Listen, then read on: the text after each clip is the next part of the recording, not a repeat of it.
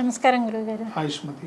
గురుగారు, చాలా మందికి ఆర్థికంగా చూసుకున్నట్లయితే చాలా ఇబ్బందులు వస్తుంటాయి. కానీ ఎంత సంపాదించినా కానీ డబ్బులు అనేవి నీళ్ళలాగా ఖర్చు అయిపోతూ ఉంటాయి. సో ఆర్థికంగా విపరీతంగా ఇబ్బందులు ఉంటాయి అన్నమాట. సో ఇట్లా ఆర్థికంగా ఉన్న ఇబ్బందులు తగ్గాలి అంటే మనం ఎటువంటి జాగ్రత్తలు తీసుకోవాలి, అలాగే ఎటువంటి రెమెడీస్ చేస్తే మనకున్న ఆర్థిక ఇబ్బందులు అనేవి తగ్గుముఖం పడతాయి అంటారు? తప్పకుండా అమ్మ, దీనికి బోల్డ్ అన్ని రెమెడీస్ ఉన్నాయి. వాళ్ళ జాతకాన్ని అనుసరించి వాళ్ళకి వాళ్ళ రాశి ఏంటి, వాళ్ళ నక్షత్రం ఏంటి, వాళ్ళ జాతకం ఇప్పుడు ఏం నడుస్తుంది అన్న దాన్ని బట్టి, వాళ్ళ పేరును బట్టి, వాళ్ళ డేట్ ఆఫ్ బర్త్ని బట్టి మనం వాళ్ళ ఆర్థిక ఇబ్బందులు తొలగడానికి మనం పరిహారాలు చెప్పుకోవచ్చు. కానీ కామన్గా అందరికీ పనికొచ్చేవి కూడా బోల్డ్ అండ్ రెమెడీస్ ఉన్నాయి. సో దాంట్లో మనం ఒకటొకటిగా చెప్పుకుందాము. ఇవాళ మనం ఒక అద్భుతమైన వ్రతకల్పం గురించి చెప్పుకుందాం. ఆర్థిక ఇబ్బందుల నుంచి బయటపడడానికి శ్రీ వెంకటేశ్వర స్వామి వారి వ్రతకల్పం, సత్యనారాయణ స్వామి వ్రతం లాగా. సో మనకు కూడా శ్రీ వెంకటేశ్వర స్వామి వారి వ్రతకల్పం. ఓకే, దీన్ని ఎవరైనా చేసుకోవచ్చు. సత్యనారాయణ స్వామి వ్రతం ఎట్లా అయితే అందరూ చేసుకోవచ్చు, దాంట్లో ఎట్లా అయితే 5 కథలు ఉంటాయి. సో కథకి కొబ్బరికాయ కొడతారు, ఎట్లా ప్రొసీజర్ అంతా కూడా అదే ప్రొసీజర్లో చేసుకోవచ్చు. సో దానికి ఎటువంటి ప్రొసీజర్ ఉంటుందో సో దీనికి కూడా అలాంటి ప్రొసీజర్ అదే ప్రొసీజర్. బట్ అక్కడ సత్యనారాయణ స్వామి పేరు చెప్తాం, ఇక్కడ వెంకటేశ్వర స్వామి పేరు చెప్తాం.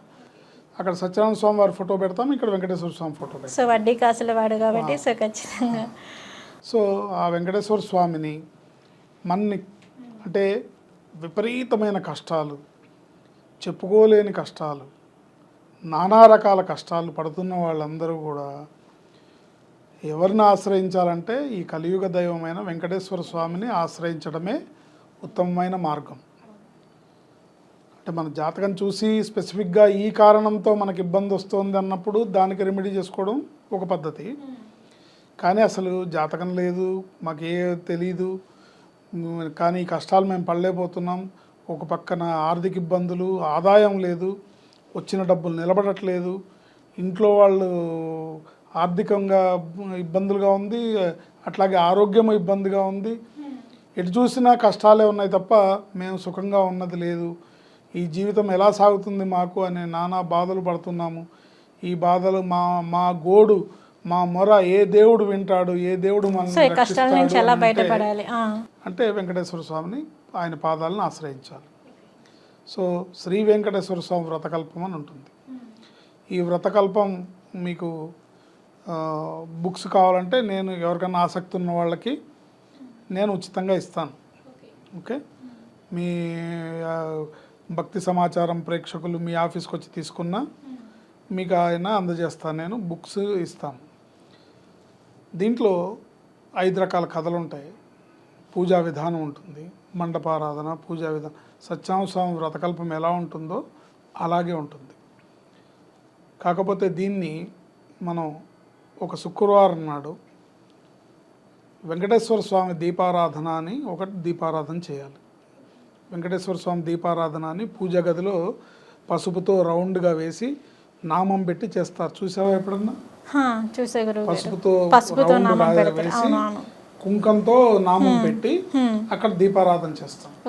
సో శుక్రవారం నాడు వెంకటేశ్వర స్వామికి దండం పెట్టుకొని, స్వామి నీ వ్రతాన్ని మేము ఆచరిస్తాము, మమ్మల్ని మా కష్టాల్లోంచి, మా ఆర్థిక ఇబ్బందుల నుంచి మమ్మల్ని బయటపడేయి అని చెప్పి స్వామివారిని వేడుకొని శుక్రవారం నాడు ఈ దీపారాధన చేయాలి. చేసి శనివారం నాడు వ్రతం చేసుకోవాలి. ఓకే, ఈ దీపం అఖండంగా అప్పటిదాకా వెలుగుతూ ఉండాలి. సో శనివారం వరకు వెలుగుతూ ఉండాలి. శనివారం, ఆదివారం వరకు ఎంత మీరు సో మనం ఎప్పటి వరకు అయితే వ్రతం చేసుకుంటామో అప్పటి వరకు ఈ అఖండ దీపం అనేది వెలుగుతూ ఉండాలి. ఓకే, అంటే పిండితో చేస్తారు దీపం, రకరకాల పద్ధతులు ఉన్నాయి, పిండితో చేసి పెడతారు. సో ఒకవేళ అంతసేపు పిండి దీపం ఉండదు అనుకుంటే, అంత పెద్దగా మేము చేయలేము అనుకుంటే, మంచి కొత్త రాగి పాత్ర తీసుకొచ్చి అందులో బాగా దిట్టమైన వత్తి వేసి అందులో నువ్వుల నూనె వాడాలి. అంటే ఈ షాపుల్లో దొరికే దీపం నూనె నువ్వుల నూనె కాదమ్మా. ఏంటి అది, నువ్వుల నూనె అనేది 300-400 పైన ఉండేది రేటు. కానీ సామాన్యులు ఆ ధరలో కొనలేరు కాబట్టి దీపం నూనె అని వేరే seed oils, cotton seed oils ఇవి అమ్మేస్తారు. అది దాంతో దీపారాధన చేస్తే ఆ పుణ్యం మనకి దక్కదు. నువ్వుల నూనెతో దీపారాధన చేసినప్పుడే మనకు ఆ ఫలితం ఉంటుంది.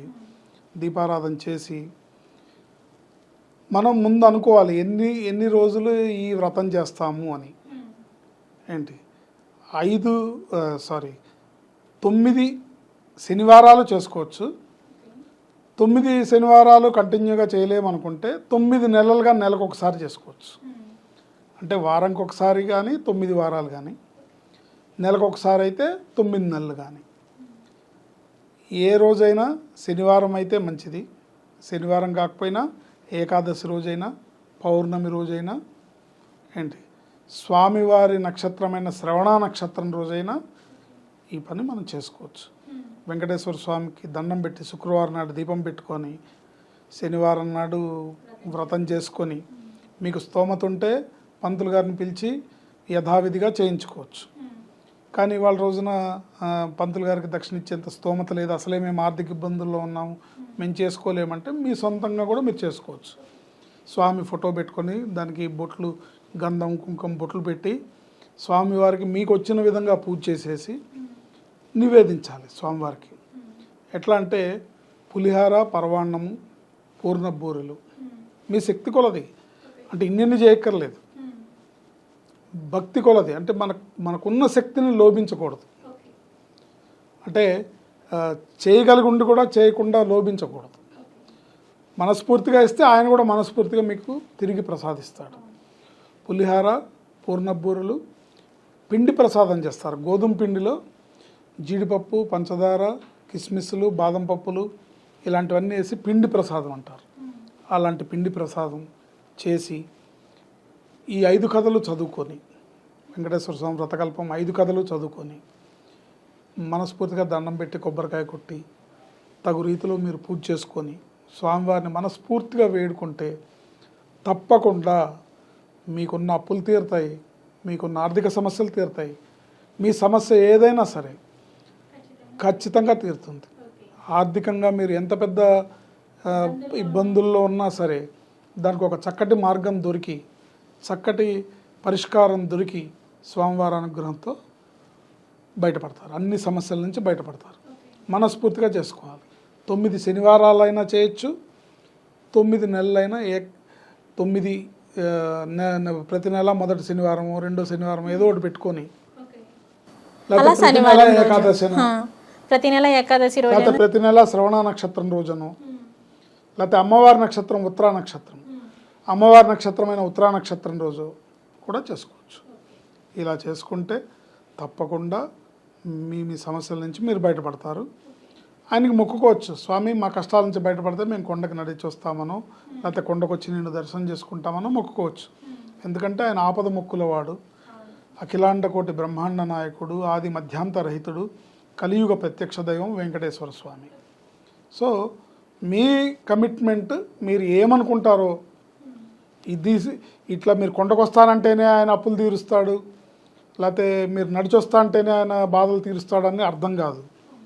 మీరు మనస్ఫూర్తిగా మీరు ఏమనుకుంటారో అది అనుకున్న మాటని తూచా తప్పకుండా నెరవేరిస్తే తప్పకుండా ఆయన అనుగ్రహంతో మీరు అప్పుల్లోంచి బయటపడతారు, అనేక రకాల సమస్యల నుంచి బయటపడతారు.